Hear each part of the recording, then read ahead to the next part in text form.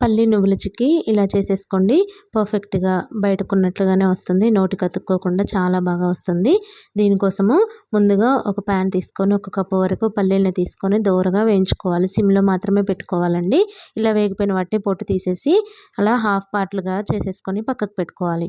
ఇప్పుడు అదే ప్యాన్‌లో అరకప్పు వరకు నువ్వులను కూడా వేసుకొని వీటిని కూడా బాగా దోరగా వేయించుకొని వీటిని కూడా పక్కకు తీసేసుకున్న తర్వాత ఏ కప్పుతో అయితే పల్లీలు తీసుకున్నామో అదే కప్పుతో ముప్పావు కప్పు వరకు బెల్లాన్ని తీసుకొని ఒకసారి కరిగించుకొని తర్వాత దీన్ని వడపోసేసుకొని ఇట్లా ముదురు పాకం రానివ్వాలన్నమాట.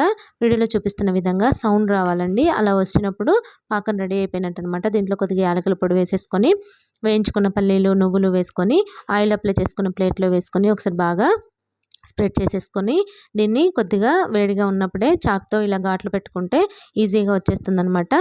అంతే, పల్లి నువ్వుల chikki ready. Thank you for watching. Video నచ్చితే లైక్ చేయండి. ఎలా ఉందో కామెంట్ చేయండి. తప్పకుండా నా ఛానల్ని సబ్స్క్రైబ్ చేసుకోండి.